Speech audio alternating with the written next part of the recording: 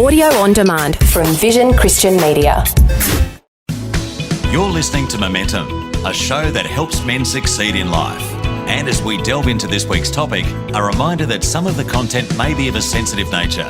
Now, here's your hosts, Tim and Des.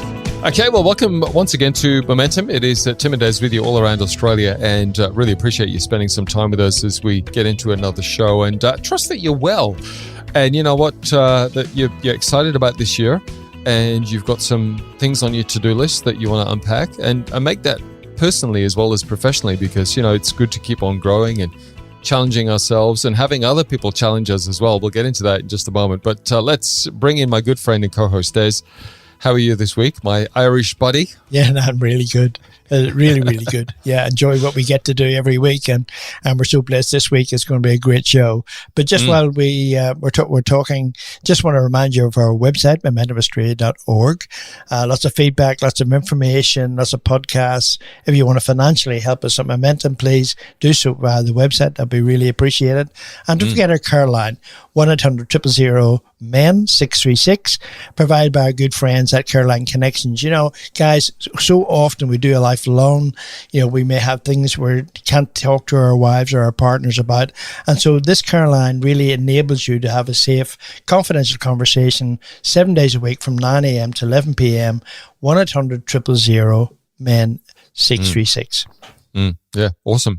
And as Des has mentioned before, just quickly point to the YouTube channel too. That's fairly new for us. We've only launched that in the last few months, but you can check out Momentum. You can watch us now and not just hear us.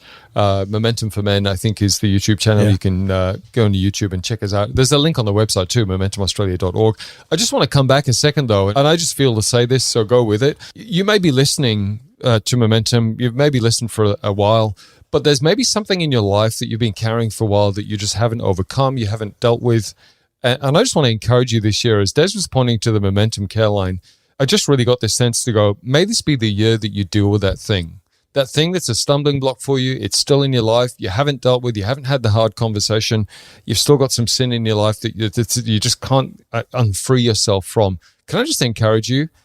Make this the year that you're intentional about getting rid of that. Or maybe you don't have good friends around you. Make this the year where you've got good friends in your life. Or maybe you really need to have a conversation with your wife. There's something in your marriage that's been hurting and there's some tension that you haven't dealt with. Make this the year that you deal with that. And have that hard conversation. You and others will be better for it. And as Des bounced off the care line, 100%, that's why we got the care line in the first place, right, Des? To give you the opportunity to have a safe conversation. So I just feel to say that as we lead into the show. It's a bit of a tough way to start the show, but let's keep going. We've got Nick Marks back with us from AAFC. AAFC.com.au is their website. But we're back with Nick this week to continue our chat from last week on anxiety and the church. Nick, welcome back, mate. Thanks for coming back again for a second show. Oh, it's an absolute pleasure, Tim and Des, and it's great to be with you guys today on this really important and very interesting topic as well. Look, we covered a fair bit of ground last week, and we will point you again back to the show if you want to go and re-listen to that after this week's show, because it really set the scene for what we're about to talk about. But this sense of anxiety in the church, if we're going to church, sometimes we're a little, not confused, but surprised that there might be anxiety around going to church. And as you guys shared your stories last week, there was this sense for you not being in church and going into church for the first time, not knowing what to expect, what that was going to be like. Natural to sense anxiety when it's an unknown. But then there's many people who are listening right now who've been in church for many years, and some right now who might be in a church and feeling anxious about going to that church every weekend. And so we're going to continue to explore and unpack why that might be and some of the antidotes to that, Nick. And I suppose let's quickly just recap. You said one thing which I thought was really interesting, and it was the 3 Bs. Was it bums, buildings, and budgets? Yes, right. That kind of can sometimes, get placed as important. And sometimes the people then can almost come second best to just getting bums on seats, getting a building and a roof over our heads, and getting the budget each week to make sure that we can keep everything running. And sometimes the people can come second best. And I know that's maybe not a flattering place to start, but let's start there, because there will be honest. There'll be people in churches that go, I feel like I'm not a priority, that these other things are more important to me. Yeah. And we can all do this in our life individually, and therefore you can manifest, say, in a place like the church, as we talked about, where there's people, and we people are messy and have different priorities or past experiences or motivations or expectations on ourselves, which we may not have even just chosen to put and say, well, that's going to be my new top priority. They just kind of get there. And that can be an example. I've experienced that myself in, ministry in the last 10 years, and where, the bums buildings and budgets, sneaks its way, in the side door, and all of a sudden, sits at the top of the tree. And you may not actually say it, but you find yourself, it will come out and it will be evidenced in some way. And so, as we said in our last show, it's not a criticism, it's more that it's an observation, and we can all do that to some degree. So if we're in, leading a group or an organization or our families or a church, things that are not necessarily bad, but might be a second order priority, can find themselves getting to the top, and then they start to dominate, and people can see that that's a high priority, and that can be concerning because they can draw conclusions from that. But again, we don't necessarily make a conscious, self-aware decision to do that. It just kind of happened. And, that there's impacts and effects of that. There's two sides to the expectation, isn't there? There's an expectation that we put on ourselves, that we have to live up to a certain level or behave in a certain way. And we talked in the last show, Tim, you mentioned those sort of things that we need to do in terms of the expectations on ourselves, and that creates anxiety. The other side of that, of course, is that we have an expectation of the church. We expect the church to be friendly. We expect the church to engage with me personally. We expect the worship to be what we want it to be. We expect it to help us change. We have all these expectations. The pastor's going to be friendly. He's not going to yell at me and whatever that looks like, right? And so those two dynamics are working side by side with people, especially people who are coming to the church, for the first time or the first few times. Yeah. And it's a great point, Des. And a lot of the time we don't know what those expectations are. So we can't, whether we even should meet them, we don't even have a chance to, because we don't know what they are.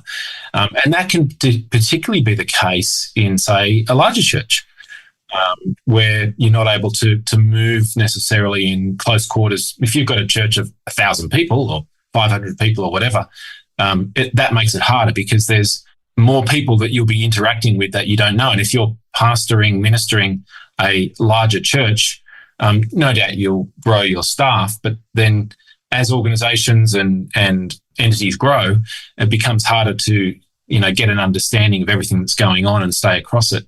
Actually, this is where Dunbar's number is quite interesting. He's the work that he's done, and I cannot think of the book right now, forgive me, but it's basically the distilling the theory down is that we can really only know 150 people well, and we max out at that number. And so that has implications for all sorts of things in our life. You think if you've got, I've got 10,000 followers on social media, well, you don't really. You're not actually connected to them. We can only really be known by maximum 150 people. And within that, there's obviously degrees of connection from we see that in Christ's life. You had the 3 and the 12 and the 72 and so forth. So it's relevant in the church because the connectivity and the connections within the strength of those relationships is really important. And that speaks into, I think, Des, what you're referring to there with levels of expectations and what I'm coming with and what you're offering. And in that too, we can also adopt a consumer mindset. Yes. Where, I'm coming along and sort of being a passenger and, well, that didn't meet my expectations. This wasn't what I thought, and that should have been better. And step by step, it can be quite easy to develop a critical spirit. So the size of, I think, churches matters. I'm not saying you should be small. I'm not saying you should be big. There's a whole variety and tapestry there. And it is a broad church, as the saying goes. But just being aware of those dynamics and how relationships work and flourish. Again, that's why you'll see most churches advocating the importance and the value of those smaller groups and meeting in smaller groups so you can do life together. And as we've talked about before, for guys, us having those band of brothers with us that we can do life with well. The level and strength of the connections and relationships in our lives is really important, and that, of course, goes for the church as well. You mentioned there, Nick, about the size of the church, and I mean, for me, and I know Des and I met at a large church in Brisbane. Several thousand people, and there's positives and negatives to each, right? So your larger church, you can kind of get lost in the crowd a little bit. Sometimes you don't necessarily feel as connected, but for some people that's cool. Then, of course, you feel like you're a part of something much bigger, and that can be the trade-off. Then, of course, a smaller church, there's no way to really hide, so you can kind of get known really well, but then that can be a negative as well, because then everybody knows your business and da-da-da-da. So, I mean, there's all of that, but it's messy. So what I do want to bounce off that and say, though, I mean, whether you prefer a smaller or a larger congregation, I want to come back to this idea because I think this is really crucial for all of us to discern, right? And we did talk a bit about this last week.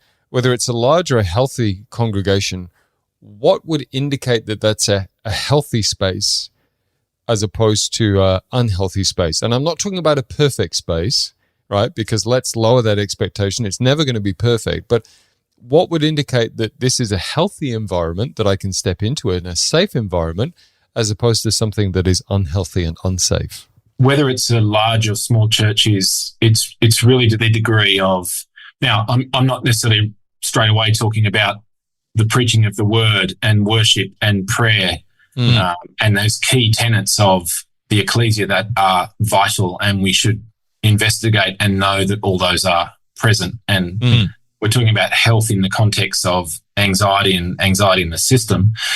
You know what? I think in my experience is, whether I'm part of a small or a larger church, and I've been part of both, is either way, you're going to have to jump in at some point, and you can go along as a passenger for a while, but you don't actually grow. And you can keep at a safe distance, but that can then become unhealthy. And I think there's also that stage where you're at is, where am I at in my faith journey?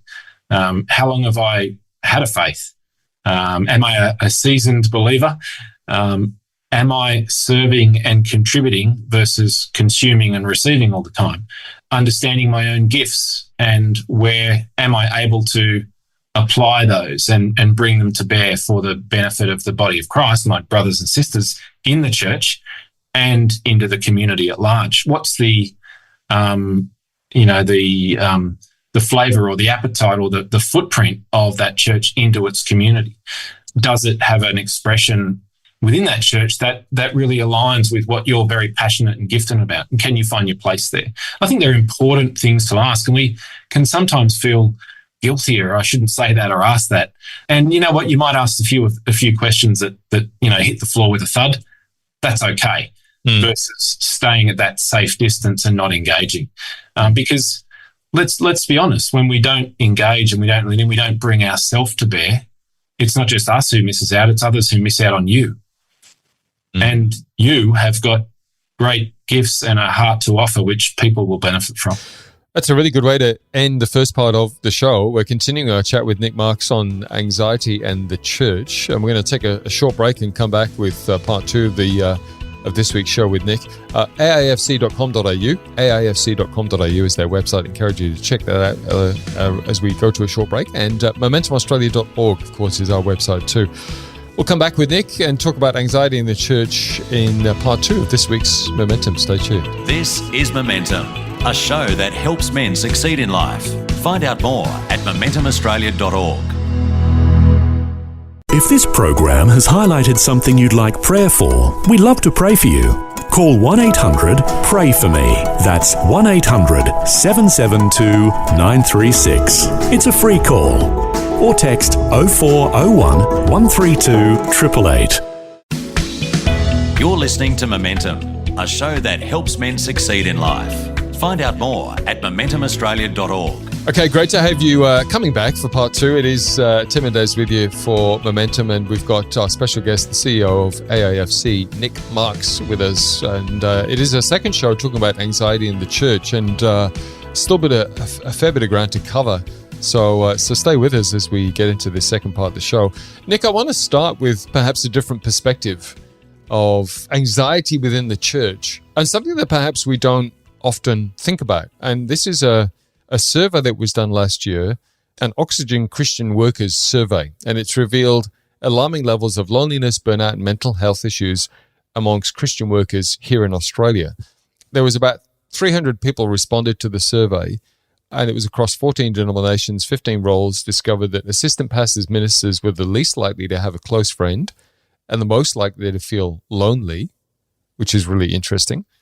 And also a concerningly high percentage of respondents, 29%, that's about 3 in every 10, reported that they were or suspected that they might be experiencing mental health issues. And of course, we're talking about anxiety here as well. So let's throw that into the mix. That means that a lot of people that we look up to on a Sunday morning who are serving us from the platform or serving us in church actually are dealing with their own stuff. And let's be honest, when we walk into church on a Sunday morning, I don't ever give that really a thought, because I look at them, they look like they've got their lives together. He's coming to preach the word.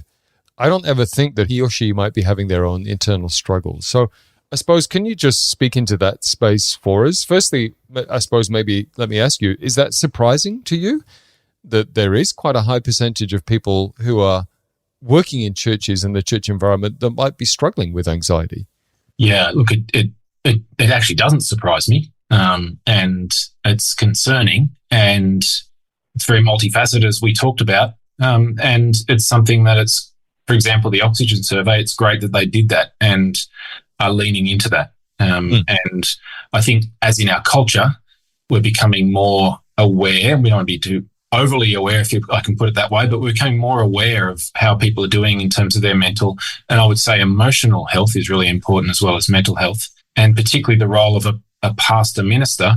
It's a tough job, and there's the expectations of the congregation working for the Lord and what we might think that means in our own minds, and the actual machinations and work of the job, if I could say that itself, can be very stressful. And if you add in loneliness and isolation to that, then that can be a really unhealthy mix of ingredients. We don't want that for our pastors. We all want to do whatever we can to support and love our pastors. But I think even just being aware of some of these dynamics, what the data is starting to say to us, is important.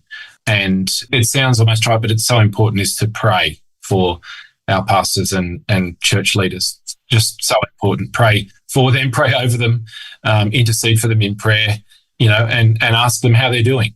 Let's keep moving, Nick, and let's just turn the tables a little bit back to the congregation, because, I mean, there's people listening right now who are in congregations. They're having a great time at church. That's fine. Invariably, there'll be something at some stage will crop up, because we're humans and we're in an environment full of other imperfect humans too. So I suppose let's look at some of these antidotes, if you like, some of these ways that we can deal with anxiety if we're feeling that in church. Something's happened, we don't know the scenario or whatever, but if we're feeling this sort of stuff within the church, we're feeling perhaps anxiety around going to church or seeing a particular person, or somebody said something nasty to us once and they're still in the congregation and I just can't get past it. Like, how do we start processing and dealing some of this stuff so that we're not contributing to this sense of this stuff in church and congregation? Yeah, look, it's a great question, and it's an all too common scenario, is where something's happened or that's real or perceived, or it really happened and we've increased we've amplified, we've dialed it right up, particularly if it's going over and over in our mind and we're replaying it. The story starts to bend and twist over time, and it can have a real effect on us. And so it's a great question to ask. It does happen to be happening in people's lives now. I would say, it's actually quite normal. And you read of this over and over in Scripture of people's lives of, in the Old and New Testament, of people hitting a wall spiritually, emotionally, in their physical life, burning out, highly anxious, running in the opposite direction from God, having all sorts of thoughts, just end me now, in terms of some of the big names within the Bible have all struggled with this. So we're all in very good company, and we all will experience this from time to time. So normalizing that is important. I'm not the only one who experiences this. You're not the only one who experiences this. And we can draw some comfort from that. At a point in time, I think it's great to be able to talk to someone, whether it's a trusted friend, if you have a pastoral care team or function at your church, or even going to see a Christian counsellor. Now, of course, I'm going to declare a bias in that because that's what we do at AIFC. But, you don't have to wait until something's blowing up and on fire, as I've said before you go and talk to someone about it. Yeah. Nick, I suppose an obvious question is then if something's happening within my church, what's the best approach? And again, there's going to be a million different scenarios, but generically, is it a friend? Do I take it outside of the church and keep it outside the church? Do I go straight to leadership? Do I go straight to the pastoral care? Is it better to deal with it within the church, or might there be a time where I need to diffuse it in my own self? So I go off and I go and unleash all of my internal stuff with a counselor offsite and then come back so I'm a bit more balanced when I do go approach leadership. I mean, again, there's a million different scenarios. It's not a black and white answer, but some thoughts around if somebody's sat in the church right now and there's some stuff there, they're going like, I really feel like I need to speak to somebody. What is the best approach? Yeah, look, 99 times out of 100, it's going to be something that's happened, unintentionally and but still may be real and there's a hurt there. It does require discretion and discernment at the time. I can sort of only give my own counsel on this, is I think it's good to have a conversation with some other trusted friends and allies just to bounce that around in a very safe, trusted, confidential way, just to socialise that. Depending on the sensitivity and nature of it, you've got to be wise about that. If there's somebody, their counsel might be, have a chat with them. If you feel that it's not a healthy or safe place to be able to do that, always, yes, use caution with that. If it's something that's just sticking with you and you're just carrying it and you can't offload it, I think it's good, as I said, to see somebody outside who you can just confidentially share it with and say, look, this is what kind of happened and dealt with.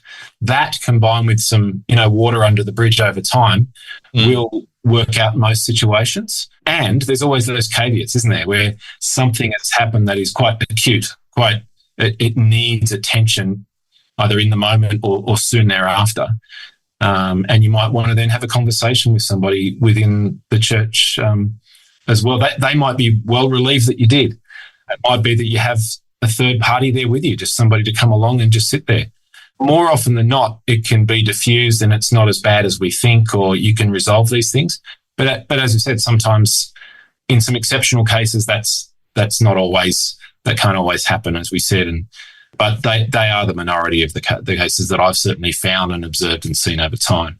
Taking those baby steps in the first instance, we start to get better at being able to invite others in. And I would just encourage anybody who's going through that now to start to do that in a safe and discerning way. A final thought, Nick, and then we'll wrap up the show. People who are listening who've perhaps had a poor experience in the past and they've stepped away from church for a season and they kind of go, I'd like to maybe go back at some stage. I know it's good for me to be back and in community and in a space where I'm around like-minded people and but I just haven't found that, or my last experience was so poor. I'm a little jaded, or I'm not sure about putting myself back in that environment. What would you say to those people listening right now? Yeah, that's a really great question. I would say that I'm sorry that happened, and for their sake, would love to see them reconnecting with their brothers and sisters in Christ. That's the main thing of how they're doing that, is we've really, I think, had rich conversations around the importance of why that is needed and the benefits that it brings to our lives and others, because people are missing out on that person. Yes. And so it's, that's a loss. That person is a loss in the sense of, they're missed. But if they can start to reconnect is the first step, whatever that looks like. It might be just meeting with some other brothers in a cafe and go from there. And it might be that the next step or two steps after that is going back to, back to the church or a church around the corner, wherever it might be. But it's the connection in the first place of doing life and knowing that God wants you connected with others. We know that it's not good for us to be alone, and that way we can grow in our faith and in ourself and in our mental and emotional health and start to bring our full self to bear, because God's really interested in our healing and restoration. He's much more interested in us than we are. So he's very much on your side. He's on your side. He's on your side. Yeah. I think that's an important takeaway to remember, is he's so for you. It's not about you, but he's so for you. Yes, that's right. It's been a big couple of weeks. We've been talking about anxiety in the church with our special guest, the CEO of AAFC, Nick Marks. I'm going to point you to a couple of websites, so maybe jot these down, or if you don't get them, rewind and have another listen. aafc.com.au is their main website. Off that, you'll find abound.org.au, which is a great opportunity to find a Christian counsellor. Yeah. And also their great podcast, counselculture.org.au, which is always chock full of information and resources, as is our own website, momentumaustralia.org. Nick, thanks so much for your time over the last few weeks, mate. It's been a very meaty, in-depth, sensitive conversation that we've tackled. And, mate, we appreciate your voice in that space. Thank you. Thank you. It's an honour to be able to speak into these things with you. You've been listening to Momentum, a show that helps men succeed in life. For more information or to hear this week's show again, go to momentumaustralia.org. You can also access a whole range of resources to help you on your journey and to get in touch with the team at momentumaustralia.org. Until next time, keep moving forward with Momentum.